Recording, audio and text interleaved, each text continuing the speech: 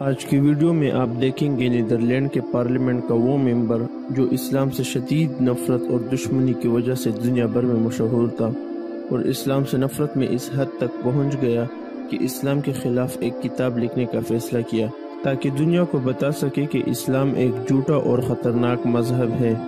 دنیا کے لیے، اور محمد صلی اللہ علیہ وسلم جو خود کو اللہ کے نبی ہونے کا دعویٰ کرتا ہے وہ بھی ایک جھوٹا اور بدتر انسان ہے الیاذ باللہ۔ لیکن قدرت کو کچھ اور ہی منظور تھا، اور ایک دن پوری دنیا یہ خبر سن کر چونک اٹھی کہ کلیورن نے کتاب لکھنے کی بجائے اسلام قبول کر لیا اور اسلام کی دعوت کرنے لگا ہے۔ ان کے لاکھوں ووٹرز نے ان کے اسلام قبول کرنے کے بعد کس حد تک ان کے دشمن بنے، آئیے آج کی اس ایمان افروز ویڈیو کو آخر تک دیکھتے ہیں۔ اپنے انٹرویو کے آغاز میں یہ کہتا ہے کہ میرا نام جورم وین کلیورن ہے اور میں 1979 کو ایمسٹرڈم کے ایک عام سے گھرانے میں پیدا ہوا تھا۔ ہائی اسکول سے فارغ ہونے کے بعد نیدرلینڈ میں خاص طور پر میری زندگی میں بہت کچھ ہوا۔ لمبی بات کو مختصر کرتے ہوئے میں اتنا کہوں گا کہ جب اسلام کی بات آئی تو میں آزادی پارٹی کے لیے سیاسی طور پر کافی سرگرم ہو گیا۔ میں پارلیمنٹ کا ممبر بن گیا اور اسلام سے شدید نفرت کی بنیاد پر میں نے اسلام کے خلاف ایک کتاب لکھنے کا فیصلہ کیا۔ یہ کتاب ایک اسلام مخالف کتاب کے طور پر شروع ہوئی، اس کے بعد خدا کی تلاش میں بدل گئی اور سبحان اللہ میرے مسلمان ہونے پر ختم ہوئی۔ اسلام قبول کرنے سے پہلے میں پروٹسٹنٹ عیسائی تھا،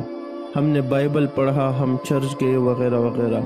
تو اس لحاظ سے ہم اچھے عیسائی تھے۔ مجھے یقین تھا کہ ایک خالق ہے، میں جنت، جہنم اور فرشتوں پر یقین رکھتا تھا، لیکن جو چیز عیسائیت کو اسلام سے الگ کرتی ہے وہ یہ کہ میں عیسیٰ علیہ السلام کو خدا کا بیٹا سمجھتا تھا،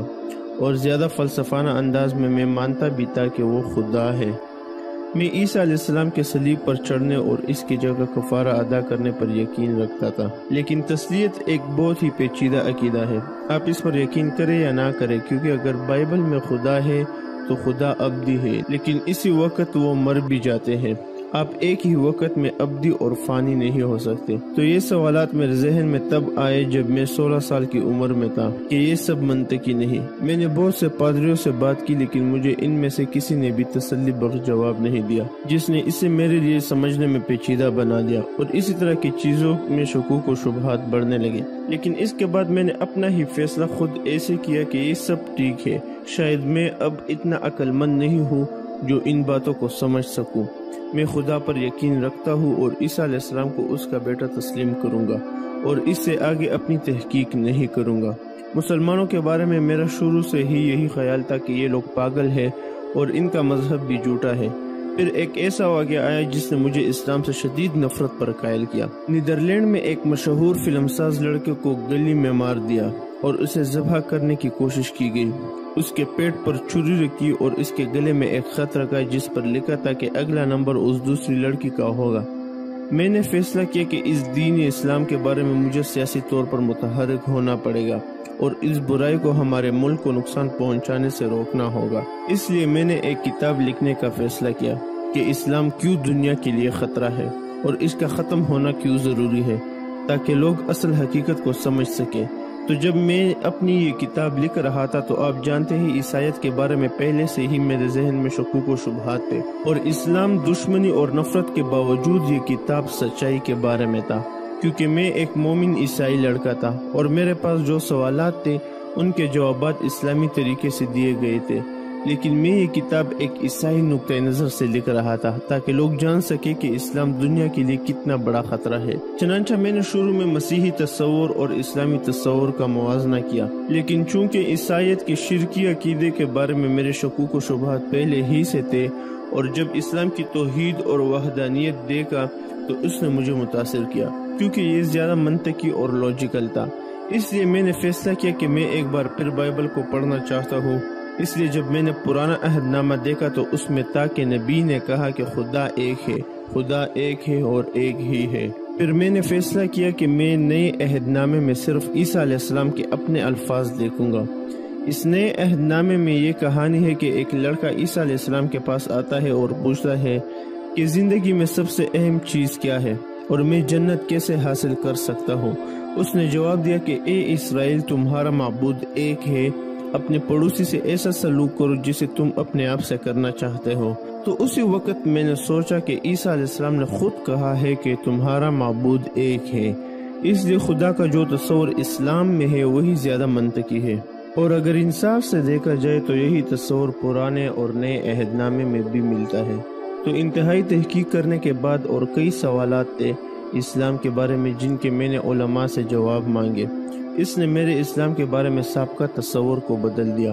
جیسا کہ ایک اعتراض یہ ہے کہ پیارے نبی محمد صلی اللہ علیہ وسلم کے بارے میں ان کی شادیاں بہت تھی، لیکن ہمیں معلوم ہے کہ ان سے پہلے کئی سارے انبیاء تھے جن کے ایک سے زیادہ شادیاں تھیں، اور اس کے علاوہ بھی افریقہ اور یورپ میں لوگ ایک سے زیادہ شادیاں کرتے ہیں۔ اس کے بعد میں نے فیصلہ کیا کہ یا تو میں تمام انبیاء اور ان کے معجزات سے منکر ہو جاؤں، یا پھر اس شخص محمد صلی اللہ علیہ وسلم کی رسالت اور معجزات کو بھی سچا مان لوں۔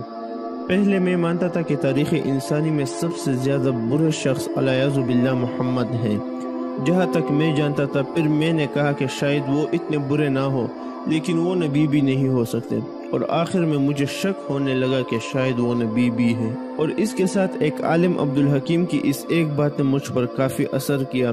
وہ یہ کہ آپ جتنی بھی کتابیں محمد صلی اللہ علیہ وسلم کے خلاف دیکھیں گے وہ غیر مسلموں نے لکھی ہوں گی۔ تو جیسے عیسائیت کو جانچنے کے لیے آپ ملحد کی کتابیں نہیں دیکھ سکتے، اسی طرح اسلام کی حقیقی تصویر کو بھی اسلام دشمنوں کی کتابوں میں نہیں دیکھا جا سکتا۔ اس لیے جب میں نے کچھ مسلمانوں کی محمد صلی اللہ علیہ وسلم کی سیرت، یعنی ان کے تمام زندگی کے حال احوال کے بارے میں مسلمان جید علماء کی کتابیں پڑھی، اس کے بعد میں نے کہا کہ ٹھیک ہے، جو کچھ بھی ہو مجھے یہ ماننا پڑے گا کہ یہ شخص ایک بہترین انسان تھا۔ اور اس بہترین ہستی کے بارے میں پڑھنے کے بعد میرے دل میں مزید تحقیق کی تجسس پیدا ہو گئی، اور اسی تحقیق میں ایک کہانی نے میرے دل و دماغ کو بدل دیا کہ یہ شخص محمد صلی اللہ علیہ وسلم، جسے میں دنیا کا بدترین انسان سمجھتا تھا، کیسے اتنا بہترین انسان ہو سکتا ہے۔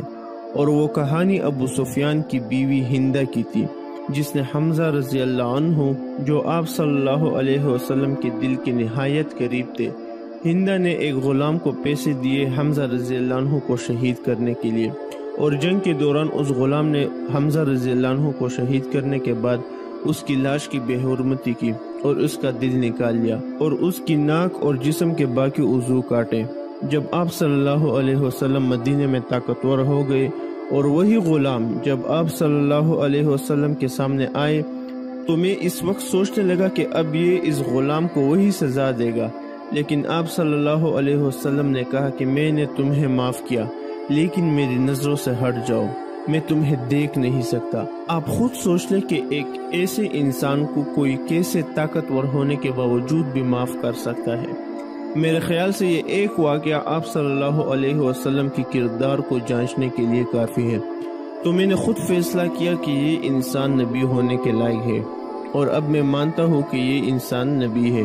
تو بہت سی کتابیں تھیں جن پر میں نے تحقیق کی۔ اس کے بعد جب میں قائل ہو گیا تو ان تمام کتابوں کو بند کر کے اوپر رکھ دیا اور بیٹھ گیا۔ شاید آپ کو میری کہانی پریوں والی لگتی ہوگی، لیکن یہ سچ میں میرے ساتھ ہوا ہے۔ اسی دوران وہاں سے کچھ کتابیں نیچے گر گئی جن میں قرآن بھی تھا۔ جب میں نے قرآن مجید کو اٹھایا تو میری نظر سورۃ الحج کی آیت نمبر 46 پر پڑی، جس میں لکھا تھا کہ ان کے آنکھیں نہیں بلکہ دل اندھے ہوتے ہیں۔ اس آیت کو پڑھتے ہی میں نے کہا کہ یہ میرے بارے میں ہے، کیونکہ میں اپنی آنکھوں سے حقائق دیکھ چکا تھا، لیکن میرا دل، میرا نفس، میری انا اسے ماننے کے لیے تیار نہیں ہو رہا تھا۔ اس کے بعد بھی میں نے خود سے کہا کہ مجھے کوئی ایسی نشانی چاہیے جس کے بعد مجھے 100% یقین آ جائے۔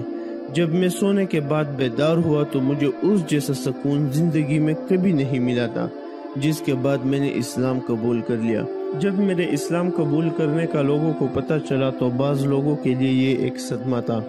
میری ماں نے رونا شروع کر دیا تھا، اور وہ لوگ جو پہلے میرے کام کی حمایت کرتے تھے، مجھے ان کی طرف سے 2000 سے زیادہ موت کی دھمکیاں ملنے لگی،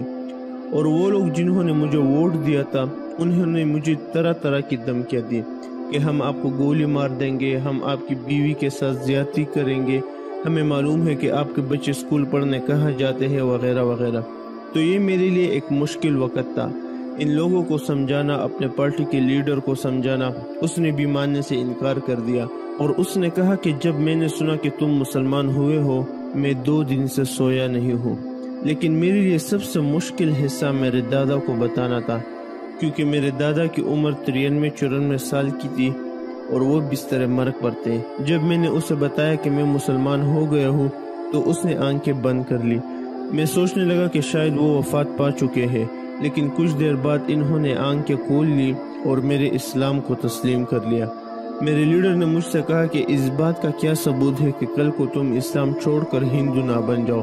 میں نے کہا کہ اسلام سے پہلے میرا کوئی مذہب نہیں تھا، میں صرف عیسائی خاندان میں پیدا ہوا تھا، اور اسلام کے علاوہ کبھی بھی میں نے سالوں سال کسی ایک فیصلے کے بارے میں نہیں لگائے۔